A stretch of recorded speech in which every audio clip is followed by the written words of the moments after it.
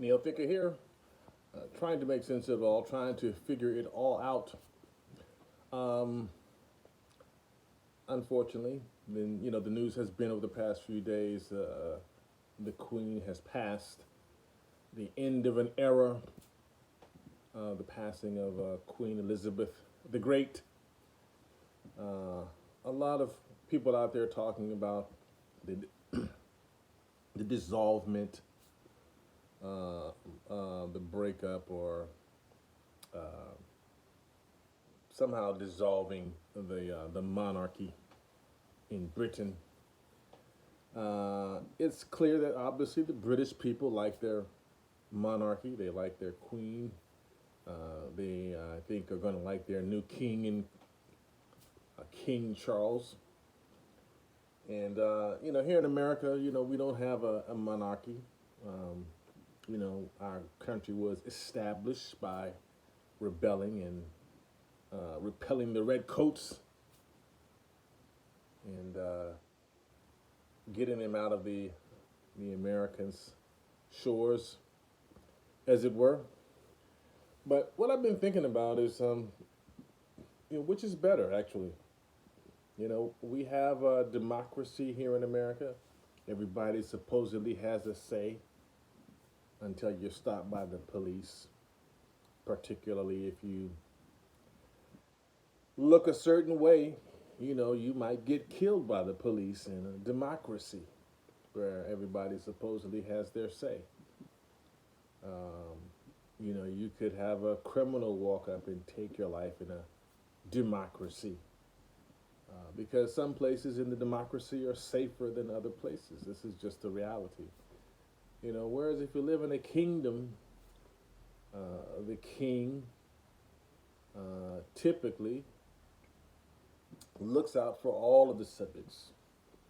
He's supposed to supply safety and security for all of his subjects or her subjects.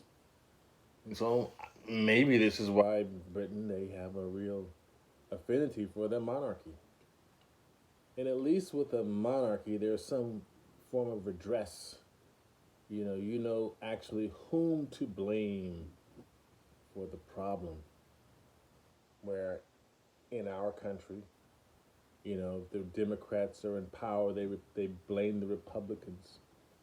If the Republicans are in power, they blame the Democrats. It's always somebody else's fault, and there's never that one source that you could point to that is actually responsible for the chaos that ensues inside of this democratic empire that we call America. So I've just been thinking about that. I mean, what's better actually? You have a bunch of people that they vote people in office, and those people basically get in office and they aggrandize themselves, ignore the citizenry. Um, most of the time they lie their way into office, and when they get there, they don't do anything. I mean, that kind of a system versus a kingdom in which the king pretty much he owns everything, but he's also the point of focus when everything goes wrong or when things go bad. You can at least point to uh, that kingdom as responsible. Where in a democracy, I mean, who is really responsible? You could say the people.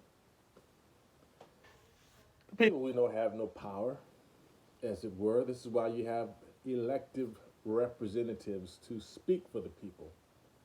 But again, the problem is that the representatives in the United States of America, really, they get in and they speak for themselves. This is why they won't put term limits on themselves, because they're in there to get money and power and fame and all of the accolades that go along with holding the position. And so the position becomes basically a symbol of wealth and status and power.